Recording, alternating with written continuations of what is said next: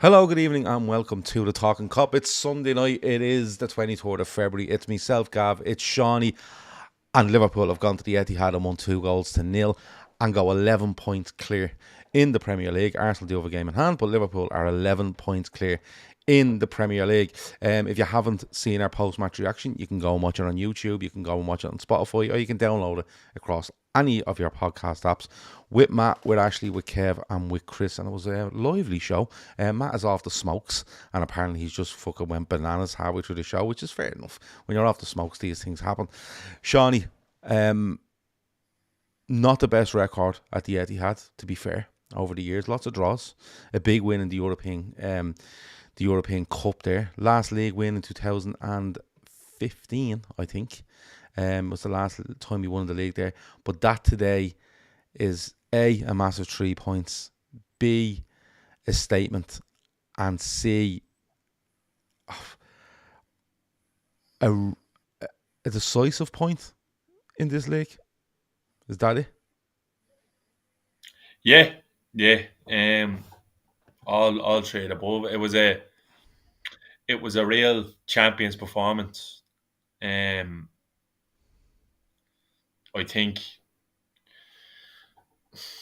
think people were losing the run of themselves after a couple of a tough look. Put it this way: when you looked at this month on the calendar, the way it was playing out after January, you knew it was going to be a big month. But I was told I was being condescending last week. In what way? Now I think I was told in the comments that I was being condescending about how I spoke about What the did way you the say? league going. I think I tell people to kind of just relax and that we'd be all right, and that we were going there was going to be moments like this, and that this wasn't kind of a. Did people get upset This by that? isn't. No, but not me, not at all. No, No, because so people got upset when you said fucking yeah, no, relax. but And the way I look at it was, so can I put my hand up and this tell you? this season, this season, um, is has all the hallmarks of just a natural. Look, let's be honest. If we're calling a spade, has there really been a title race? They've, if it just take Liverpool and whoever's second out of it. The team who are second have never put enough pressure on the team in force where it looks like a wobble would be significant when it hasn't really happened. Anytime we've dropped points, they've dropped points. They haven't really put on us. A race is being Eh, manufactured because of, I would say, Liverpool drawing a couple of games. That's yeah. it. Well, whatever. Look, whatever about it. And by the way, sorry, anyone that got upset last week and thought Seany was condescending, I can tell you, Seany's a really fucking good friend of mine. I wasn't happy with some of the things. Seany told me, "Will you fucking give it over?" Like lashed me over Yeah, I during the just week. think the baby But was out with don't the ever, bad one. don't, Look, don't ever not get, even don't ever you, get Gav, upset by because it. your critique of the team at the time, it was valid. But the way I see it is, it's kind of, I think this squad has been managing it the whole time, and Slot has been the personification of calmness. He loses at everything because we're fucking ripped in the end. You know what I mean? It's a terrible referee's performance, and it's easy. You can always make you can make the point after the fact. It's easy to do that, but I just think today was just this is a Swiss Army knife of a football team. When I actually don't think we haven't been that under Klopp or anyone else previous that I've seen anyway in my lifetime. And I always felt like this team would get the job done. I felt like that the gap that we've had is insurmountable. This is the way title races go. You hear Neville on his podcast there after the game saying, and he said it a while ago. I can't remember which game it was. Someone might point it out. He said, but they remind me a little bit of the team that I played in and when we won titles. And you heard Roy Keane saying the same. Now, however you feel about United and their fucking legends being everywhere in the media, one thing is they knew how to do. They knew how to win titles and they knew what it took. And you hear them two talking today, and they can see similarities in this team. And I just look, football's a results business. Liverpool went there today and done a fucking job. And I've always been in the idea if you're going to win the league or beat City to the title, you need to take at least 4 points off them. But going there and beating them after the beatdown we put on them in November or December, it's fucking huge. I'm actually enamoured by this team. I'm enamoured by what this manager has done. I hope he gets the credit he deserves, because I actually don't feel like Arne Slot's reign has even begun yet, because I think it's going to be huge. I think the summer is going to be huge. I think I just hope he gets the credit for this. I don't want anyone turning around saying this is the house that Klopp built, because it's fucking not. We've never done that. We've never gone to the Etihad and say, you have the ball and we'll dissect you and we'll be surgical and we'll win this game how we have to win it. The games we've had there in title races with them, they've been all-timers, classics, end-to-end, helter-skelter. Liverpool just said today, you have the ball. And you know what? I'm going to trust the back four and the goalkeeper and the lads shielding them in the midfield to do enough to make sure that you don't really harm us. But you rest assured, if that ball bounces and you don't win it in your half, you're in fucking trouble, boy. Or if you're not switched on from a set piece, you're in trouble. And it's like, it was a perfect, like, an away performance that you'd see in a knockout stage of the Champions League. Later on, a real top team got like a Madrid going to Bayern Munich in a semi-final of a Champions League and just being fucking pitch perfect. No perfect. That's what I loved about it. It was I'm with you. It was flawless. I think it was a flawless game in game management and how to go there and do that. And that's the contrast between us and the chasing pack. Because when they were in title races there last year, they were gleeful ear to ear with a 0-0 coming away there. Now, people can say they didn't do their job yesterday and they didn't put any pressure on us. But I'll volley that back to you and say, I actually think there's been times, like, leading up to this where we probably could have. Look, I think the away game at Forest, if we win that, I think that's probably the first final nail in the coffin for the title race. And I think we missed opportunities in the last 6-7 weeks to do that, but we didn't fucking miss the chance today. I think that's the first coffin nail hammered right into the title race. I was so impressed with a number of players today and their application, and by the manager afterwards to go there and do that. Albeit not the best City side at the moment. They're lacking a few of their big hitters, but again, you still have to go there and do a job. I think it was brilliant, and just a reminder that the discourse after a couple of drop points away to Villa, who are a really good side, who I actually think Villa's front seven now in the league is up there with the very best of them. If I'm being honest, I think they're on for a strong finish in the season. Yeah, I wouldn't. Is a fucking, you know yourself the way it goes. But look, I don't feel any more excited now than I did last week. That's been the gone honest truth, because you've been very flatlining. Not flatlining, that's the wrong thing to think, because then people think you're dead. I've been so impressed. I've just been so impressed by so many players at different stages of this season. It's been a real joy to watch. And I'll put my hand, the last thing I'll say on it, Gab, the reason why I've kind of adopted this sort of mentality towards it all is because last January, when Jurgen Klopp turned around and told everyone he was packing it in, I was going, fucking hell, like, so sudden.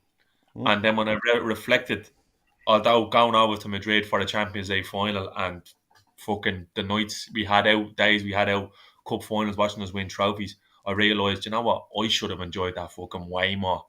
I should have enjoyed that way more than I did. And I found myself just fucking... Do you think it make a difference to you? Like, yeah, no.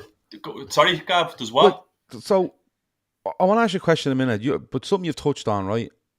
You know, you were so impressed by this and you were so impressed with that. Like, real talks there, it felt like a Fergie win at Anfield. I only said that to you before we come on. Yeah, no, Gav literally just said that before. It reminded me of a Mourinho Chelsea win. Yeah, and it was a real case of, for me, right, and we get into the setup and all in a minute, and you know yourself, we don't go through every minute of the game, but for me, it was one of those where Slot said, right, let's get back to what we're good at here. We're solid. We keep the ball when we need to. We hurt them when we need to. If they get any if they get any momentum up, we'll take the ball and we'll kill it for a minute or so, and then all that kind of atmosphere goes wherever it might be. I thought the setup was brilliant from us, and look, I'll hold my hand up. I wasn't happy with Villa. I wasn't happy with Everton. I wasn't happy with Wolves, despite it being a win. But it was different elements to it, and all those elements that I wasn't happy with today, on them games, disappeared today because Liverpool just went, what is their frailty?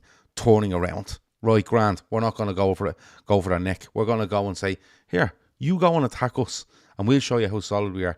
And we know once we break on you once, you're going to be thinking about it for the whole game. And I thought Liverpool's setup was amazing today. Absolutely amazing. We get into some players, we always do. But, Seany, you said something there, right? You said, I've learned to, and you've said it to me on loads of occasions, I should have enjoyed that more, Will it make a difference to you? We get to the end of the season and Liverpool win a league title. Do you think you will sit there and you won't reminisce as much? You'll enjoy the moment more. And when it's finished, you'll probably go, I enjoyed that way more than other wins. Just because the way you look at it. Because people do get emotional. People get fucking upset. People get this, people that. And I was talking the other night, and I was saying to someone on one of the shows, and I was saying, there's two ways. There's kind of two frequencies for me. One is the overall frequency where enjoy it. These are the positions you want to be in. These are the challenges you want to be involved in. And then there's the underlying frequency where you're going, fucking hell, pass the ball, don't give it away. The sort of way. I was doing that today. Like, I was in the WhatsApp group, and don't get me wrong, there was 10 minutes in the second half where they weren't putting any pressure on us, and we were just bouncing the ball away, and I was like, what the fuck are we doing? I was getting like, I'm not sitting there like I'm playing like Jack Nicholson at the end of fucking One Flew Over the Cuckoo's Nest, like I'm at having a lobotomy. Like, I'm enjoying it, like, don't get me wrong. But I just, I don't, and you drop a point, I'm not fucking, like, I'm sure 90% of the people in the chat wake up the next day after a bad result and go, it's not, look, it's probably not as, I 100% don't feel as bad as I did this time yesterday or after the game. Yeah, 100%. I always try to kind of, I'm looking at it now, like, every result, no matter what it is, it's another box ticked and it's 2 ticked off. Like, it's fucking, for me, it's brilliant. February was the big month to make it through. And I'm looking there, and we're coming out with a bigger lead. Like, you know what I mean? I think this was the chance for Arsenal to probably lay down ground. And then again, it helps when you watch Arsenal yesterday. Like, and I just fucking look the Unsullied out of Game of Thrones. Eunuchs. Like, they have nothing. They have apps. I just feel like they don't have anything for us. Like, and if they go and play us as well, which is another thing. Like, there'll be a big let off for me when we do eventually win this, because I do feel like we were robbed for multiple reasons. Now, everyone knows me in the chat. Like, I come out with some mad gear on this, and I said horrible things about clubs and players. Like, don't get me fucking wrong, boys. I absolutely detest Man City. I hate them. All right, I cannot stand them. I respect Arsenal in a way. I hate United, but I respect United. They did it the right way and stuff like that. But them cunts that we beat today, like you're saying, how will it feel? Like, there'll be a huge let off for me, because we should have way more league titles than we do. We've been cheated by these cunts for long enough. You hear the other prick in his press conference going around saying they'll never do 100 points, they'll never do this, they'll never do 4 in a row. Yeah, because nobody is fucking cheating the way you did. No matter what happens or what the verdict is, they have fucking robbed us. Then we had COVID where we won the league title. We wouldn't even, I think if we didn't play a game after COVID, we still would have won the league by like 9 points or something. If I'll tell you how it would have worked out. If we'd have come back from COVID and told the other 19 league teams that, listen, you go and play the rest of the league, we're just finished. We'll see us in August. We'd have won the league by a point. Yeah, whatever. Yeah, but look, listen. We didn't get to enjoy it as we should have. I think everyone says that, and it's kind of thing that, and it's another thing, like, probably the good thing was we won the Champions League the year before, and you see the parade, but I think if and when it happens, it's going to be mental. Oh yeah, Uh, without a shadow of a doubt. we will be there. There's no doubt about I it. usually, But I usually what? start. I usually start with Oh yeah, we'll be there. Yeah, 100%. Yeah, it's getting that. The getting home bit that might be the problem. Um,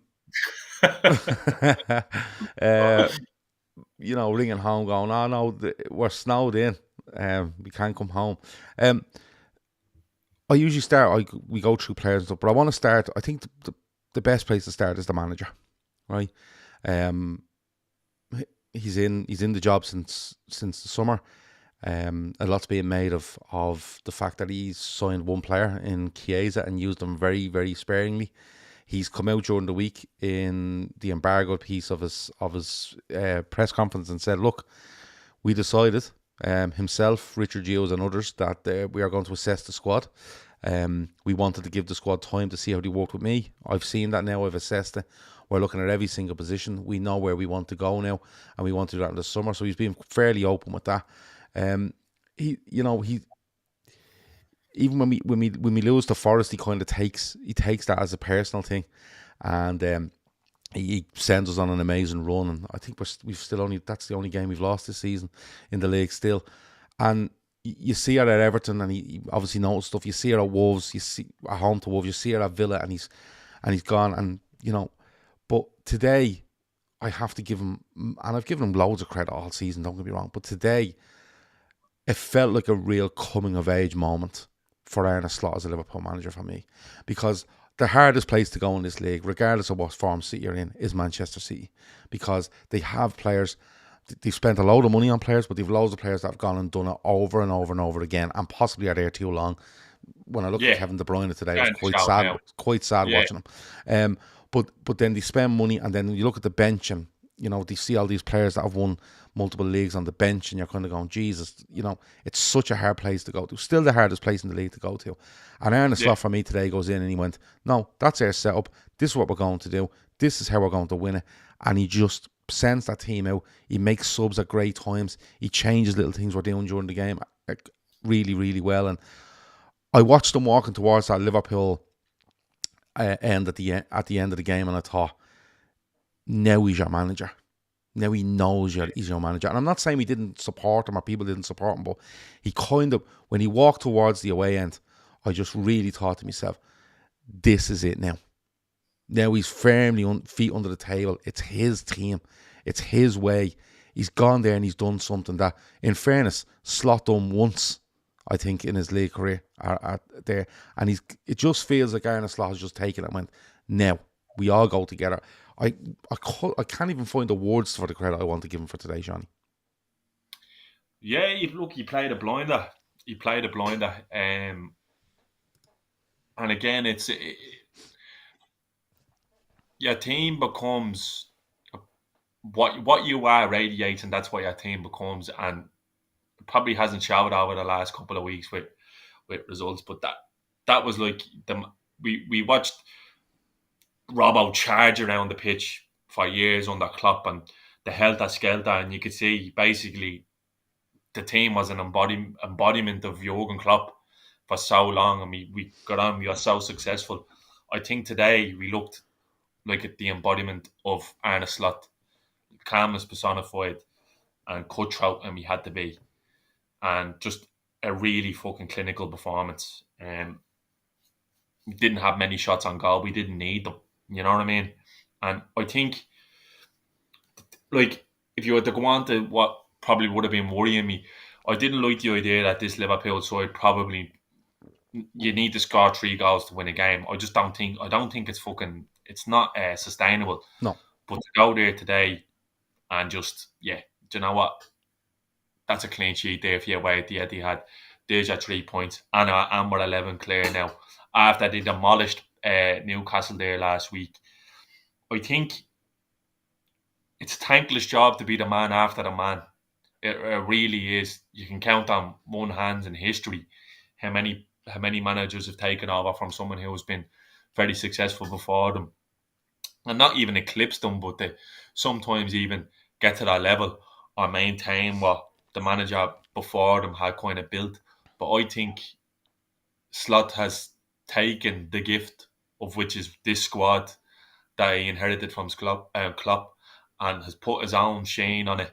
And he's like, Mo Salah is like a player transformed on that Slot. The way he's playing the game, like it was like watching Messi at stages today. Like you could see opposition players going, I can't get near him, and when I do get near him, he's popping the ball into spaces and he's just bringing me into a place where I don't want to go. And will I stick with him? And some of his passing in behind, I was kind of going like, fucking hell. That's my favourite Liverpool performance of the season by a mile. Yeah, and isn't it mad the way we played them at home, right? And we're so front foot, press them, get stuck into them, and not stuck into them, be really, really clinical in the way you press them and make their centre halves think, make their defensive midfielders think, their fullbacks, and we're going to overrun them and we're going to emotion. And then we turn up there today and you think, do it again, lads, do it again. They can't live with you. And they go, no, let them fucking have it. And what we'll do is we know where the spaces are, and we're going to we're going to hurt them when we need to hurt them. And like you said, it's not sustainable when you're conceding 2 goals here or 2 goals there. But Liverpool just went back to, we can be really solid and we can kill teams. We can literally come out and bore the arse off you if you want and let you have the ball. We've seen it with Chelsea at home at Anfield. Have the fucking ball. Take as much of it as you want. But when we get it, you're in trouble. And it was just so different to the win at Anfield, and that's what I think is so impressive about it. You know, it would have been easy for Slot to go out there and go, we overran them, we done this, let's go and do it again, lads. But he doesn't. He goes completely the opposite way, and it was brilliant.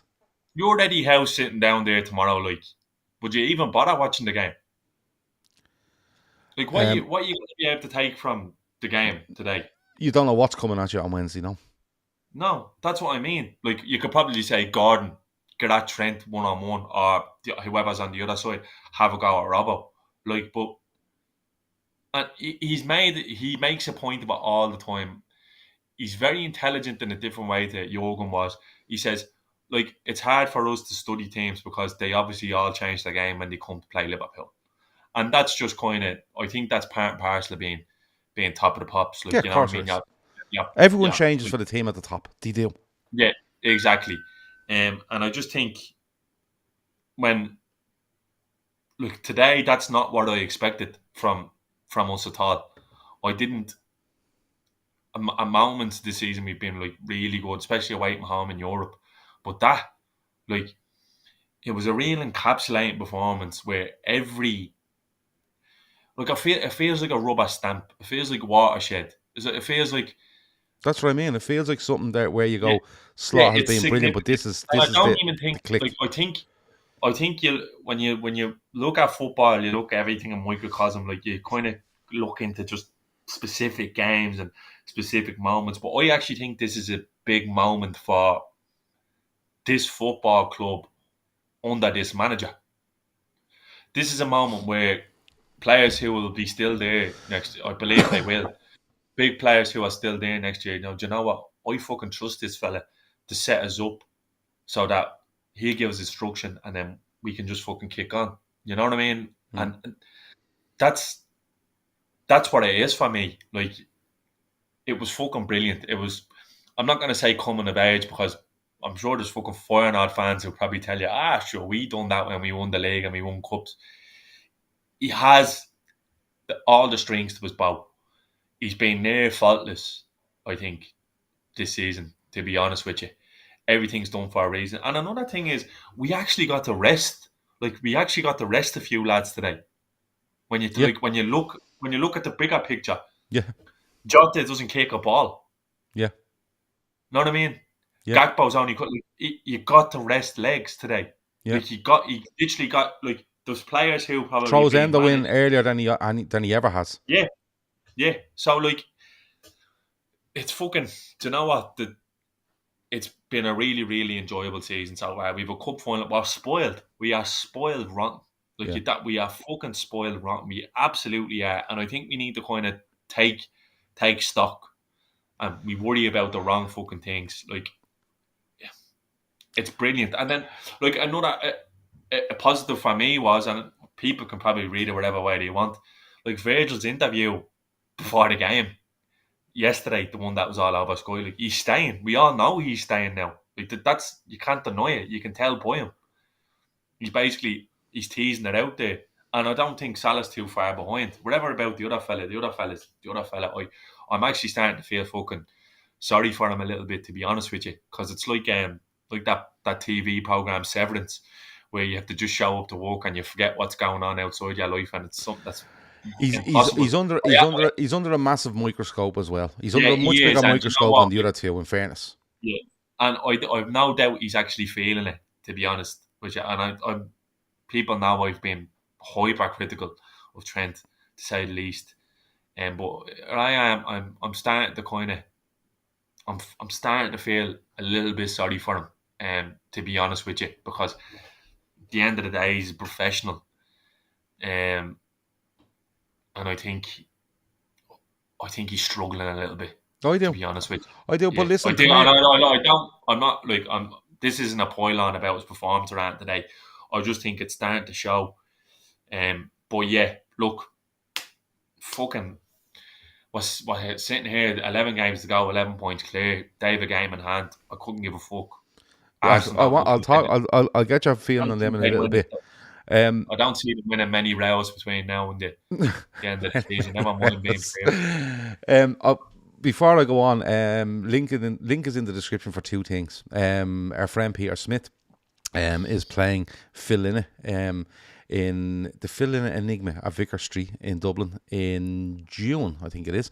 Dates in April, completely sold out. If you want to go, if you're in Dublin or you're from Dublin or you can get to Dublin and you like Phil Linney, go ahead and check that out. The link is in the description for the tickets if you want to as well. And he also has a film coming out called Code Red Spain. And if you want to watch the trailer for that, that will be that's in the description as well. So go and check them out. But I believe the Phil Linney thing is, from bits I've seen and heard of it, looks unbelievable. So if you're a Phil Linney fan, check that out. Vicar Street in June. There's 3 dates. As I said, April is already sold out. Seany, players. Talk to me about, and I know you want to talk about Salah, and we get on to him in a minute because I have a list of stuff I want to read out about him because he just broke about 11 records today, right? Talk to me about Dominik Szoboszlai, because I'm gonna tell you, I thought he was fucking immense in this game for the amount of running he does, positionally brilliant. He helps back, he gets forward, he's charging beyond the front man. Everything in his game today was like, fuck me. Like, if you get this on a semi-regular basis, and he's been really good for the last while before people go, he's been great. He has. But if you get that performance out of him, 4 times out of 10, and the other 6 times is about a 10% drop-off, you have a serious midfielder on your hands, Seany, because I thought he was fucking ridiculous today. Yeah, he was brilliant. He has been brilliant. And he's done... I'm delighted that he's starting to get his flowers, because people were kind of getting on him in the first half of the season because he probably wasn't putting up enough goals and assists. But I think his all-round performance has been exemplary since the start of the season, to be honest with you. I actually think he's this team's version of Bobby. I think where an awful lot of what we do attacking wise is reliant on his legs and his work rate. Today was one of his crowning performances. Since you need to realise he's very young, but he's a lot of experience, and he's Hungary's captain, and he so often steps up for them and kind of takes the mantle. And I think we probably haven't seen that as much at Liverpool, because we're not as reliant on him in terms of having to score goals and assists and take every fucking set piece or whatever. Just being the talisman. He doesn't have to be the talisman in this team because he's like a co-star here. He's not like the main event. You know what I mean? But he's incredible. Do you reckon he has a pain in his gi with crossing the ball or passing the ball across the box for fellas, and they either hook it up into the stand or score and they're offside? Yeah, look, Do you know what I mean? he's always there. He's always there, isn't he? Like the thing with him for me is, right, He's a When monster of a player. he's such a fucking specimen, like, and when he gets moving, it's like, fuck me, it's like a train running down the pitch, and that's where you see the comparisons to Gerrard and the running style and the power of running. But when he arrives at Liverpool, people think, he can play off the right as an attacker, or he can.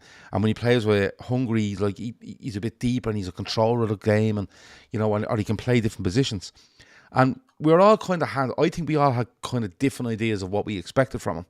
I had ideas of him being, this kind of technical 10 that would be Yeah, kind of splitting teams with passes and stuff like that.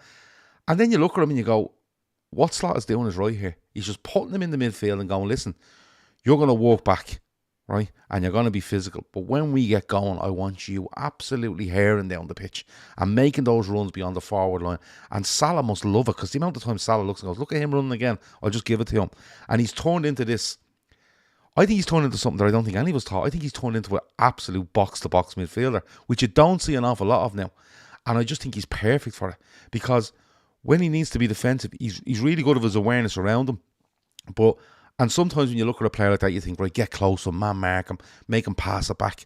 But the hardest thing to defend against Seany at times is just physical fucking power, where he's just going to keep running and running. Are you going to keep up with him? Like that poor fella at midfield for City today. Yeah, man, Gonzalez. He must have thought, what is fucking going on here? What is going on here? What Szoboszlai is turning into is a machine of a midfielder. Do you know what he reminds me of? And I'm going to put him out there. I'm not going to say Gerrard. I tell you what he reminds me of. He reminds me of Ballack. That's a great show. That's what he reminds me of.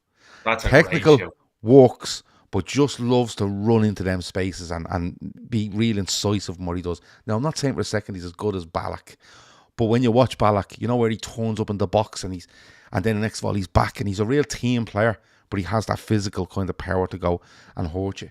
I just thought he was unbelievable today. Do you want me to find a list of stuff about Mo Salah and I can read them to you, or have you read them already? Go on. It's mental.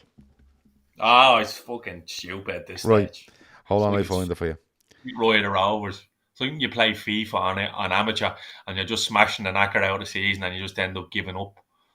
Yeah, it's bananas. I'll have to find it now. So this is from Squawka, right? And I don't even think this is all of them. Mo Salah is the first player in Premier League history to register 40 plus goal involvements in 2 different seasons. Mo Salah is the first player in Europe's top 5 leagues to be directly involved in 50 goals across all competitions in 24-25. Mo Salah has now scored and assisted in 11 Premier League games this season, the most by a player in a single season in one of Europe's big 5 leagues since Lionel Messi done it in 2014-15, but also with 11. Mo Salah has provided more assists in 24-25 than any other Liverpool player has in a single Premier League season, 16. Mo Salah is the first player in the Premier League history to score and assist in both games against the reigning champions in a season. Mo Salah is the first player to score 25 plus goals and register 15 plus assists in a Premier League season. Is this the greatest individual season in the Premier League ever? Asks Squawka. There's more to it, but I think that's the most of them. I said it earlier. I don't know if you agree, but he looks like he's evolving into absolute perfection for the years he has left. That's what it looks like to me. He has pace, but when you worry about your pace and you drop off him, he'll just get into a pocket and go, yeah, well, where do you see this outside of the left foot?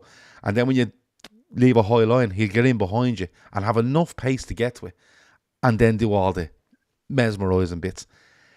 He's turning into a player where you go, I couldn't give a bollocks if he's 36. Look at him, he's running football games, and he used to be impactful. Now he's running football games, Seany.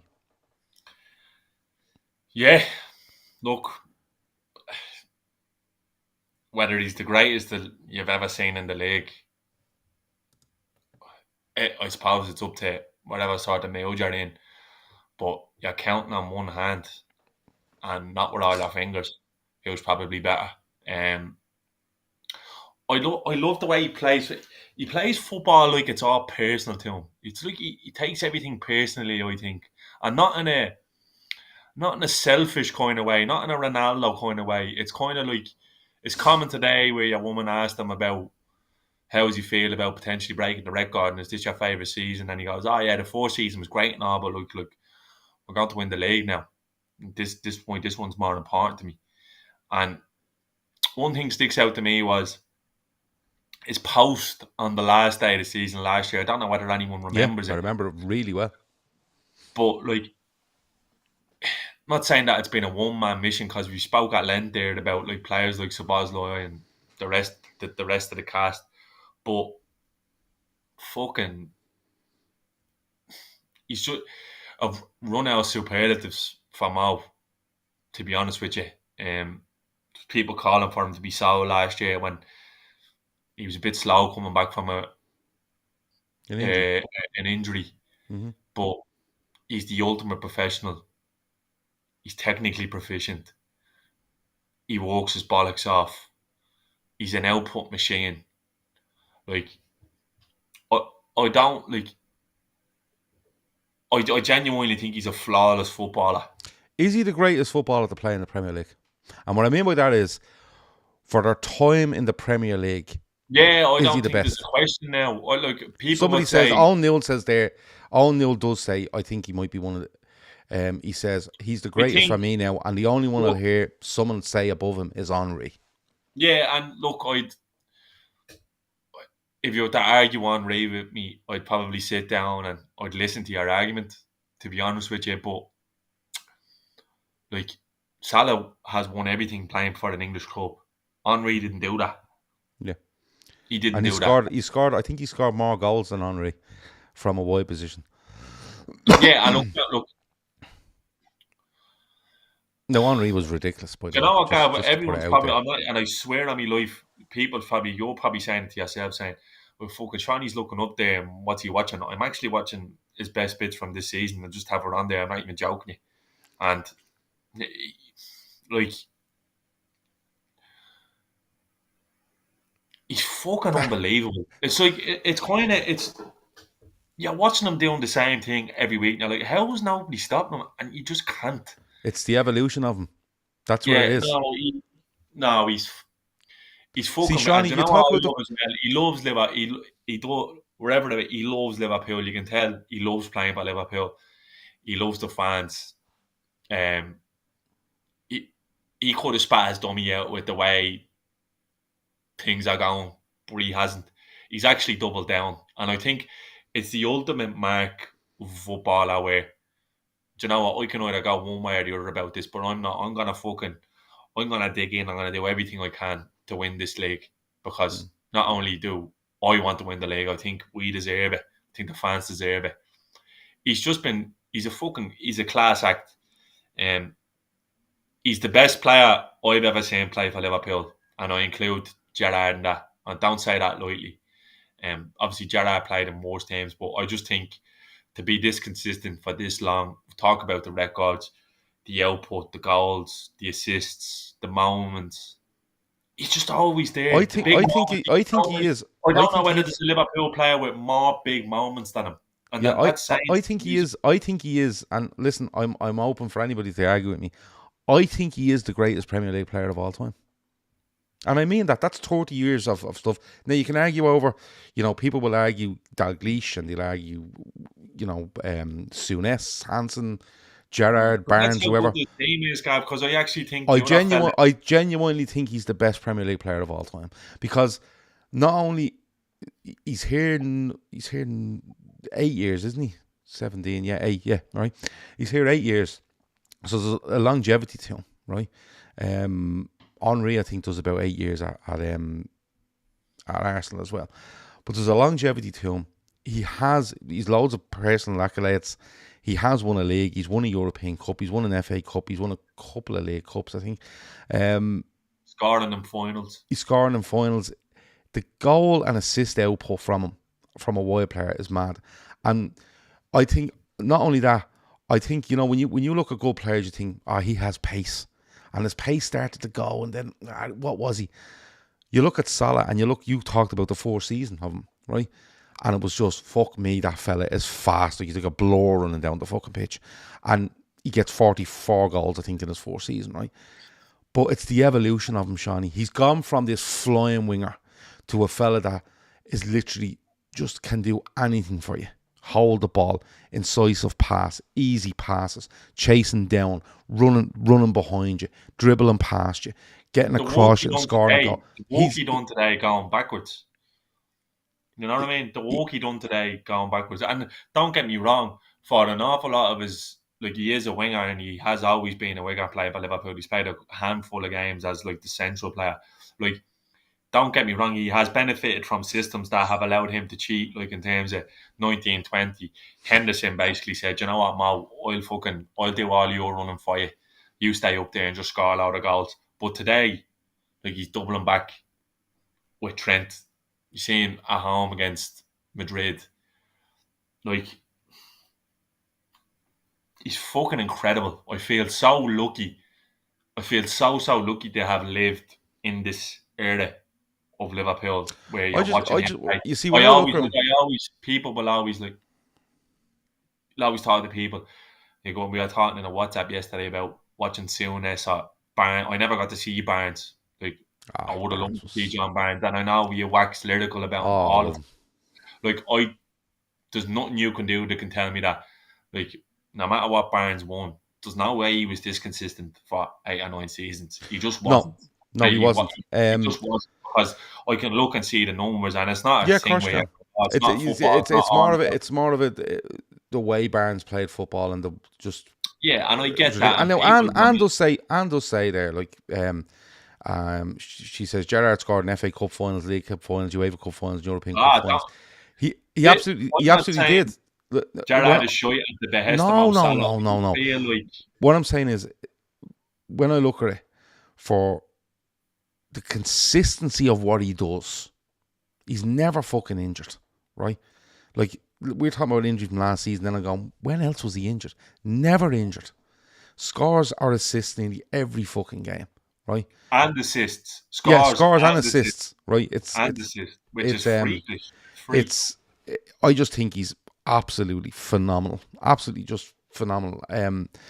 It's madness. There's a message here from Key Plunkett. He says, hi, and you'll like this. He says, hi guys, long time listener, first time caller. Just want to say the team of the business, and there'll be more chance of Lieutenant Dan from Forrest Gump catching us than win the Dog FC. So there's Keith's feeling on it. Look, we've spoken about Szoboszlai, we've spoken about Salah. Is there anybody else that really impressed you today? And it mightn't be a case of he was just outrageous. It might have been someone that done a job where you go, you know what, he's done a really fucking sound job there today. Wasting your time talking about the other fella, because it's just every week, and he's the greatest ever played the game. But I thought Konate was fucking brilliant today. Just headed everything, didn't he? Yeah, I actually think Trent owes him his wages this week, to be honest with you. He was brilliant, and I think Konate probably got a rocket after the Wolves game, because he was fucking all over the place. Yeah, he was trying to punch the head off fellas for no reason. Yeah, I thought Konate was brilliant today. And again, like, all Mo's goals and assists, the two boys at the back, like, there's not a better pair in world football. Like, the Arsenal fans will tell you, the fucking Chuckle brothers are better, but I've seen Saliba being walled like a condom by Isaac in the last few weeks, and Kudus gave the two of them an absolute fucking run around yesterday. I've not seen many players, if any, doing that to our two boys. Again, just loads of players, all 7 out of 10s today, Gab. Lots in there giving Endo a show. Endo's a fucking... I was only saying to my brothers earlier, you don't win anything without players like him in your team. You just don't. You will never win a trophy without players like him in your team. You won't win meaningful trophies. You just don't. City had Fernandinho, they had players like Fabian Delph. And people might laugh at that, but we had Milner. We had Milner in that team. Ferguson had the likes of Ji-sung Park, John O'Shea. You know, you just need players like that. You need players like that in your team. I actually think he's being underused by Slot, to be honest. Adam O'Brien's made me laugh. He says, "Boys, there's no better sight in football than seeing Endo putting on the gum shield, putting the gum shield in and wrecking shit." Do you know what it is? He's another one, right? Who another one I felt sorry for in pre-season because, like, let's be honest, Slot basically came in and said, "This fella can't do. Is not capable." He can do a specific job for you, but he's not going to start games for Liverpool when you're looking to be on the front foot. We've seen him in the game against fucking Betis. We've seen him in the game against Betis, and you could see Slot saying, "Yeah, you just turn there in the half space and start pinging it around like a little fucking Spaniard." And then those like, "Fuck off," annoy me. You go out there and act the Spaniard for an hour there, and we'll see how you get on. And I think he hooked them after half an hour. You like someone asking me to go out and just do a bit of ballet there for 20 minutes. Yeah, you know what I mean. You go out there and fucking see if you can get yourself a Spanish passport. But just pop the ball around there like Xavier Iniesta, and he just, do you know what? He has his limitations, but fuck me, application. I seen a thing the other day. It was fucking brilliant, right? I seen Paul O'Connell, ex-rugby player, talked about his sentiment in terms of elite level sport. He said, "Be world class at the things that don't take talent." So be world class in every aspect of the game that doesn't require talent, and that's exactly what he is. His application, it's infectious. Like, I'd imagine the boys see him coming on and go, "Here he is. Here's Wataru. Fucking all hands on deck. He's going to dig us out." You seen his tackle in front of the Kop for Watford. Wolves, sorry. Yeah. And the reaction of the players around him. Yeah, 3 or 4 of them coming up. Yeah. Yeah. He's brilliant, and I love him, and he encapsulates Liverpool. It's a €13 million signing that everyone lost their fucking shit about, and he's come in and he's been perfect. He's been fucking brilliant. Now, perfect's probably a stretch, but he's been brilliant. He's been absolutely brilliant. Again, we'll go back to enjoying things, Gav. I don't think I've enjoyed a trophy win as much as I ever had that Carabao final last year.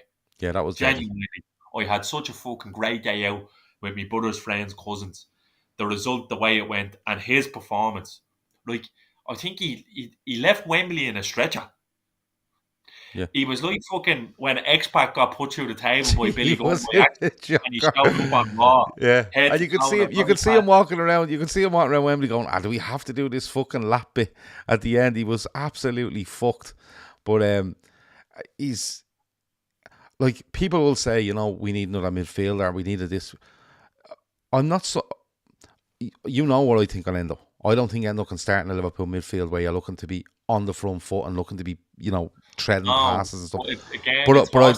But I'm not turning around and saying, sign a brilliant midfielder and Endo has to go. I'm not saying that because, Gravenberch is excellent. McAllister is excellent. McAllister can probably do a little bit of what Endo does in fairness because he's a dirty little bastard when he wants to be. But I'm not championing the idea of going into, say, next season and going, right, we're getting rid of Endo and we're signing Zubimendi just because that name always comes up first, right? Because you're saying to yourself, can Zubimendi come on with 25 to go and just go around fucking upending fellas and being in their face and winning tackles and getting all the nasty stuff? And you need that sometimes. You need the nasty stuff, whether you're playing a top team away or whether you're playing a Wolves at home. When you're winning and you're looking to pull out, close out a game, he's perfect for what you want to do. But the only problem with that is, for me, Seany, is Endo okay with that? Because he's 29, 30 years of age. Is he okay to sit at Liverpool for another 2 seasons being that? I would argue he probably is. 29, I think he is, or 30. I want to say he's 30. 29 was in I mean this in, and you're probably going to have a little mini heart attack there, but don't. I mean this in the least. But the way they live their lifestyle conjunction, I'm talking about Asian players, Japanese players, they age differently to others. Oh, he's 32. I thought he was 30. Yeah, he's I think he's actually closer to 33 probably than he is 31. Oh, okay. We brought him in when he was 30. Maybe we did. Right, fair enough. Yeah. Jesus, he's looking great for it. Yeah, and look, he's a fucking legend at Stuttgart. They loved him. Yeah. Well, like, George Smack, he obviously had a look at him and said, "Do you know what? He's fucking brilliant. There's something about honesty in a footballer. There's something about honesty in a multi-millionaire who earns that money from playing football, but still plays like they're trying to put fucking dinner on the table. Is it a generational thing though as well, Seany? Because I love a player like that. Now, a lot of football today is all about possession and moving it, and look at the touch of this fella, and he's great on it. But when I look at some players, I just love that. I just love that, and there's probably not enough of it in the game anymore. Because there's probably a lot of young people that watch football now going, Endo, what does he do? And you go, yeah, well, he does a lot. Whereas I love someone coming on, especially if they're throwing in a gum shield. Like if they're throwing in a gum shield, they're ready for that. You know what I mean? Yeah. They're low from goalposts. You know what? I read a bit about your man Matoma and how he studied football and he's wrote a thesis on how to be fullbacks and stuff like that. I believe Endo is similar in the way that he views football as his job, takes it really seriously. So he wrote a book in his native language in Japanese, explaining what way he sees football and how he sees his job and integral he is and how he lives his life. He's just a fucking great bit of stuff. He's a great bit of stuff. And again, he's another one when I'm kind of sitting here thinking to the possibilities in May, like seeing that fella on top of a bus going around Liverpool with the fucking shades on and the cap and probably being a little less assuming than some of the other lads hiding in at the back.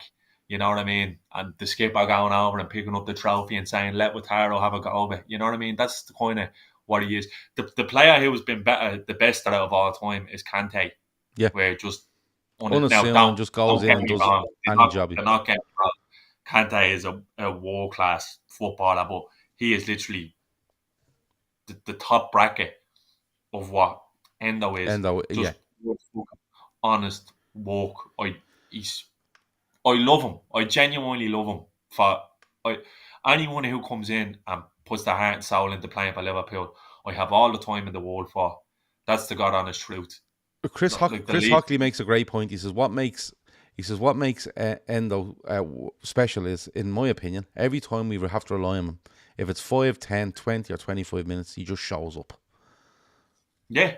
And that's probably put it perfectly, in fairness to in fairness to Chris. I don't know why me and Seany are doing the show. Chris should be doing it. We're just fucking too easy. But you've put it perfectly there. Before we go,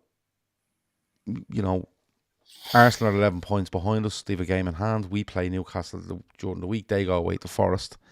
You're not overly bothered by these at all, aren't you? You're not bothered one fucking bit, to be fair. Arsenal. I just look. I'll dumb it down at the risk of sounding condescending. I think they're going to get 8 more points than us between now and the end of the season. I really don't think so. I genuinely, I don't think so. And I felt like that for a long time, to be honest with you. I'm looking at them there, like Marky Mark says in the channel there, in the chat there, they'd be lucky to crack 75 points. And I agree with you. I genuinely do agree with you. And I'm not here, like, Dallas isn't in the chat tonight. Maybe he's watching, but he's probably just a little bit quieter than usual. I feel little or nothing can derail us now, to be honest with you. I think 7 home games, 4 away. 7 home games will give you 85 points. The 7 home games. I seen it broken down where if Arsenal win all of our games, we draw all of our away games and win 6 of our home games. You still can't win the league. That's us drawing all of our away games. That was including that one today, by the way. I think we can still do 97 points. I'd like to see us crack 90. Although I don't think we'll need it. Can we do 97? Is that right? We can do 97, yeah. Okay, fair enough. Yeah. We've lost one meaningful game of football since September. Yeah. Let's be totally honest. For me, I think Liverpool are the best team in the country. By a distance at the moment.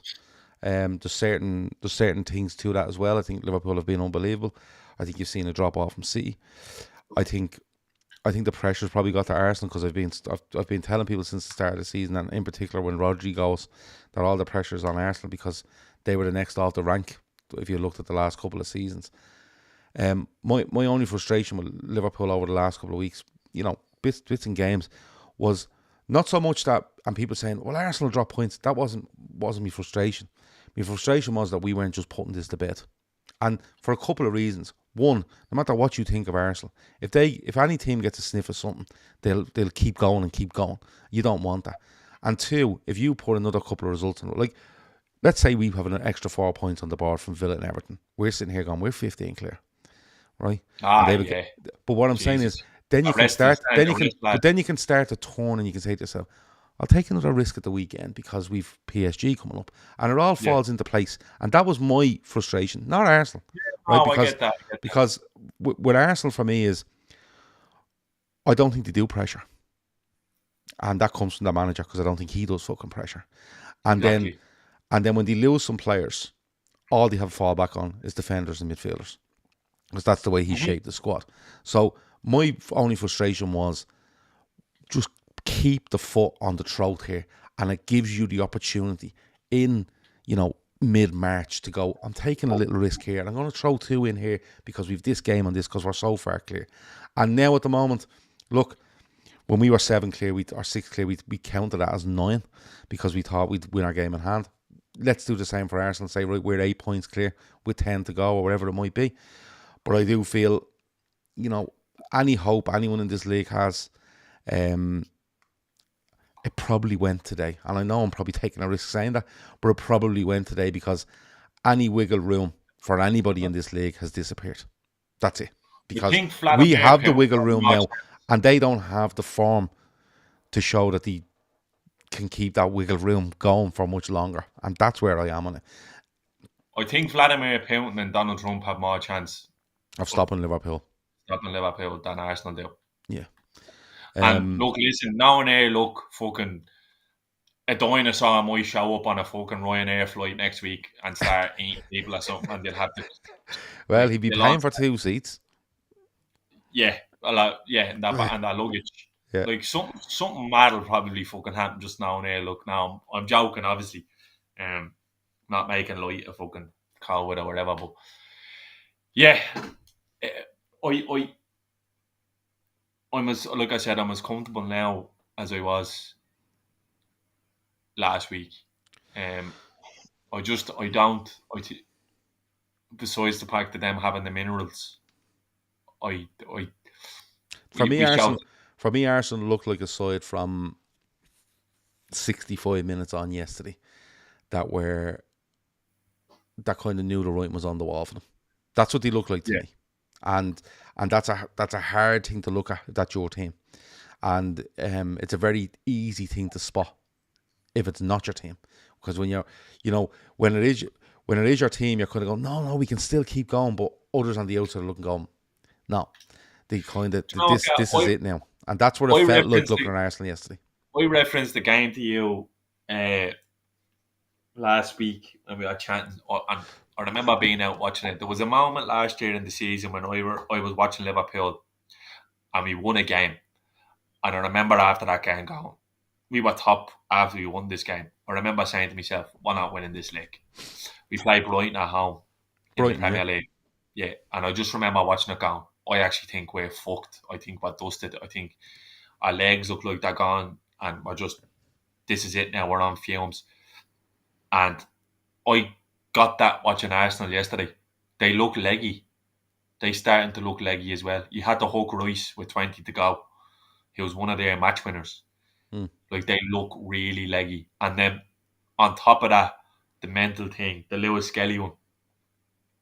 Like, that's pressure. That's what pressure does to teams. Why is Ray at 40 yards off his goal? Why is Lewis Skelly hacking him down? Your argument is just, if Kudos gets it, just try run with him. And if you go 2-0 down, back yourself to get back into the game. That's what pressure does, And this Arsenal side have never responded to pressure positively. They haven't. They beat us last year when they were nearly out of the title race and they got back into it. They went to City and they shit the bed. They got a 0-0 and they thought that was it. They shit the bed against City again this year. going down to 10, thought, oh, we're going to get out of here with a 1-0. They can see it. Like, I don't think that they have. I don't think they have the minerals, and I don't think that big players are as good as people think they are. Like Odegaard, I'd be fucking furious if he was a captain. Like Odegaard is not too dissimilar to Bruno Fernandes. He goes hiding in games. He And the goes funny hiding. thing was, Did anyone see the clip of him yesterday running away from the play? Like, it's yeah. scandal. And the funny thing was, Bruno Fernandes, when he was dropped deep yesterday for Manchester United, started to influence games because he wasn't running around like a fucking idiot and being able to hide high up the pitch. And it's something that I can't believe United haven't done And I just, like, you know what, in years. as a football fan, I really, and not even as a Liverpool fan, potentially being tight in the title race, I hope for that lad's sake we don't see Saka playing football for the rest of the season. Because I'm telling you, you're going to ruin that kid altogether. The only way you don't see him playing football is if Arsenal drop points in the next 2 games and Liverpool win them 2, and they know they're over. Because I think if he's 8 points behind us, right, and it stays at 8 points even down to the last 5 or 6 games, if he has a chance to get Saka back, he will. Because this fella doesn't care about his players. We've seen this last season. He ran them, right? And I've seen Arsenal fans, you know, after the game yesterday going, well, the Cronkies weren't getting a mention 6 months ago. Will you give me a bleeding break? And then the manager and strikers and this, that and the other. And you're like, none of you were saying this before. But Arteta will look at that. And Arteta will think, I have to get people back on side here. And his way of getting them back on side is to bring Saka back and play him. And he shouldn't play football the next season. And he probably won't ever be the same player he was anyway. Because that's such a serious injury he had. Yeah. And you know it's what? such a debilitating injury. But I'm telling you now, Seany, if that fella shows up, he done it to him for the Liverpool game this season. Do you remember? Yeah. He barely fucking played. And next of all, he had him in the midweek game walking in with his wash bag and everything into the game, the midweek. And then he turns up and he starts him. Now, he scores, don't get me wrong. But the fella was out on his feet after 50 minutes. And he done it. Because why? Because the short-term gain, right? The short-term gain that Mikel Arteta is all that matters. How he looks in this minute is all that matters. Instead of saying, we weren't good enough, we probably didn't make the right signings, we need to go and make 1 or 2, and I need the best version of Bukayo Saka. I'm going to start him next season. And he's not going to. The chickens, I watched that PSV side against us and the other night against Juve. No, they're not bad. It's a tough nut to crack. Especially when you know lads don't know how to put the ball in the net. Like, but somebody says there, Red 10 Red says Arsenal actually has been struggling to get into the 1.0 in the last few games. They aren't good. They're not good enough. Are good enough depth. Like, in fairness, all them players they have there now, he's signed. You know, he's picked them. He spent the money, and that's the way he wants to play. And you know, he might have to eat some humble pie and go out and buy an actual striker. Now, I did see some fella on AFTV going, we don't need a striker, we need a goal scorer. And 2 fellas. Oh, that was gas, wasn't it? Yeah, I was like, but I'm saying the same thing. No, you're saying striker. I'm saying goal scorer. Anyone wants to know, he's sausage of the week. He was great, wasn't he? Yeah, you know what? It was like he just wandered out of the convalescent home, down to the front of the camera. We don't need a striker, we need a goal scorer. Yeah, well, how's that different to what I'm saying? Yeah, and it was like a sketch out of a après match. And then the funniest part about it was, I don't know, I think your man's name is Dan Potts. I think that's his name. He's actually a nice lad. I actually think he was on this channel before. The lad who was getting interviewed by Robbie at the time. Nearly sure. I remember being, I may be wrong, but he just turns around and goes to our man Robbie Lyle. Robbie, I don't know what to say to this fella anymore because I don't think he gets. I've had enough of this fella. Do you know what? I was actually thinking of watching him. I was going, imagine you standing beside him. Imagine you standing beside him while he was saying that. You'd be like, will you go away, you bleeding cabbage? I've seen people saying like Matt Letizia and all. Nah, look, listen. Arsenal, they are the gift that keeps on giving, but I think that race is run. Yeah, listen. I think that race is run. I think if it was the opposite way, around, I think Arsenal fans would be saying, "Look, Liverpool's race is probably run." They just look like a team that kind and of that I've up accepted the that fate today. probability, the probability predictor, which has correctly called the Premier League champions for the last, I think, 8 or 9 years, basically has us now at 95.8% to win the league. So basically, it means that they do, using their system, they do 10,000 simulations out how the next 10 games, play, Yeah. 11 games play out, and in 95.8% of the simulations, Liverpool win the league. So we can like, still get 97 points. Is that what you said to me? yeah. And Arsenal can still get Let me have a 92. look. Let me just have a 90. look. Just, What can Arsenal get then? I 89? think they can get 89. Yeah. Let's see. Let's have a look. So we have 11 games left and we're on 64, so that's 33. Yeah, so we can get 97 points. And they can get 87. They're on 53 and they can get 36. They can get 89. 89 points. 89 points. Okay. Yeah. Yeah. And like I said, if we win our 7 home games, that would mean Arsenal could only get 86 and we'd be on 85 away, out playing in a away game. The rest of the games. Yeah. Yeah. I think the way it is now, I think, again, I keep saying it, but you go in and you beat Newcastle, and then I think Arsenal probably look and go, they've got through that fucking group. They've got through that group of stuff now, and we're still 8 points behind minimum. I think Wednesday's just going to be a fucking horrible game for them. I think their game's going to be horrible as well, though, against Newcastle. Do you know? I don't. I think Anfield will be on. I think it'll be on ropes. I think the place going to be fucking mental. Yeah. That's the truth. Be swinging like a hammock, I'd say. It'd be like a Champions League night. Yeah. I just, you won't, like, Neville said it today. today. The Talkin Kop sent out the signal, didn't he? They sent out the bat signal by singing they're going to win the league. That's usually the signal for. Yeah. Do you know what? Today was like the backbreaker, I think. I think today we broke the back. They broke the back of a title. The title race normally doesn't start until after the international break. Yeah, but I think, isn't this our last game before an international break? Newcastle, isn't it? Yeah. Is it? Yeah, it would be, yeah, because we play... Yeah, it is, yeah, because the next game we play is the PSG and then the final. Yeah, okay. I could be wrong, but I could be talking now me whole. But yeah, you could, so could I. In fairness, it's been done before. No, I don't know. I think Arsenal, even with a fully fit squad, will struggle to make up that gap. That gap. Well, I don't think hadn't got enough goals in the team with Martinelli and Havertz. Yeah, that's true. But look, Liverpool. As far as like I've showed, so they might all look like this and we can make fools out of us, but I highly doubt it. You're off, lads. International break is the end of next month. Sorry, I'm going to have to look at the fixtures here. Matches. Sorry, we play. No, we've a break for the FA Cup. That's what it is. That's where I'm getting mixed up. So we have Newcastle at home. We then play. The following week we play. We have a break at the weekend. Then we play PSG away. Then we're home to Southampton. Home to PSG. Newcastle in the Cup. Home to Everton. That brings us up to the start of April. But yeah, it looks good. I've enjoyed that. We've covered loads. We've talked loads. Anything else before we go?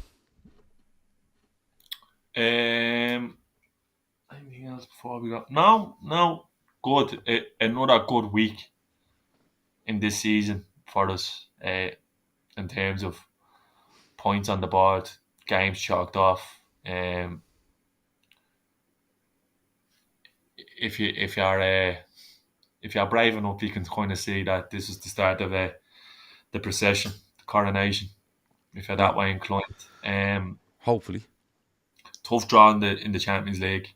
Yeah, I think it'll be actually a couple of belting games against them. So do I. Yeah, I actually, do you know what? I think that game away at PSG won't be too dissimilar to today. What you're saying today. Yeah. Or the approach might be. The approach might not be. Yeah.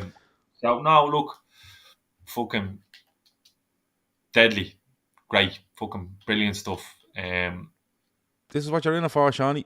This is what you're in it for. Yeah, and you know what? If you can't enjoy it, you never will. Do you know what I mean? You can't. Just, you know what? I do want to say something actually. Down to 2 tonight. I think Emmet's asleep. And then again, Yeah, thoughts go out to Keith and his family. yeah. Keith sadly lost his mother Mm-hmm. in the last week. So, yeah, thoughts go out to Keith. I'm sure.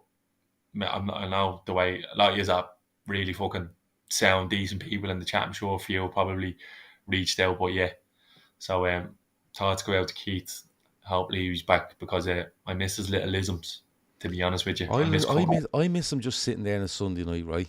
Just drinking with a his pint pint of of milk. milk and me cutting across him. Yeah, yeah. Yeah. And then me trying to move on and Keith saying, before we move on, there's always another top. But no, listen, Keith did lose his mother, Betty, during the week. She passed away, and the funeral was over the weekend, so that's why Keith's not here tonight. Emma did fall asleep. He just fell asleep. He did. He texted me. He fell asleep. Yeah, of course he did. Yeah, Because he had a few shandies, didn't he? He went out with his dinner. This is what happened. He went out with his dinner, right? And he went, oh, them chicken wings are massive. I'm down here in such and such a place, somewhere that he thinks nobody heard of, because that's the way Emmet rolls, right? And then he had a few chicken wings, and then he said, I'll have one, and then he had a couple. And then he came home and he said, I'll just sit on the sofa here, like Father Stone in Father Ted, waiting for the show to come on, and he just fell asleep. So that's how it was. But no, that's what happened, Emma. With Keith, everyone knows, we're at to tell you why Keith isn't here tonight. He was actually thinking of coming on, and we told him to give it over. So to take the night off, and he'd be back during the week or next week or whenever he wants, to be fair. We're not holding him to anything. But yeah, his mother Betty passed away during the week. So this show is dedicated to Keith, to his mother Betty, to his father Liam, his brother Darren, and his sister Nicola and Megan. So that's who this show is dedicated to. We've a new show coming tomorrow. It's going on to, we're moving to Patreon for our members. We're moving to Patreon next month, and we're doing a pre-recorded show tomorrow, which we're posting onto Patreon for the people that are in there. So we'll be looking for feedback on that for the people that are in Patreon. If you're a member in YouTube, we're going to be stopping on the 14th of March. So if you're up before then, feel free not to pay for beyond then. All right, just to let you know. But we are moving off the Patreon. There's loads of stuff coming over there. Everything that's free on this channel on YouTube stays exactly the same. The Patreon stuff will be the member stuff, and there's some extra stuff being added in there and different things like that. And we'll have Seany on, and we'll have everyone on them shows over there. But the stuff on YouTube, as you see it, like tonight's show, is exactly the same. Can I interest you, Seany, in a show about referees? No, is the you can give me the short answer, or I can give you the expletive answer, but I know the answer is no, but I just thought I'd ask you anyway. Yeah, go fuck yourself. Correct.